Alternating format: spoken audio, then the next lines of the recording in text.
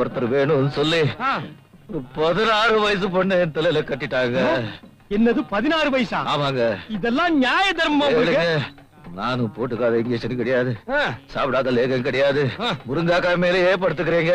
ஒன்னும் பிரயோஜனம் இல்லைங்க. தண்ட கழுறாங்க.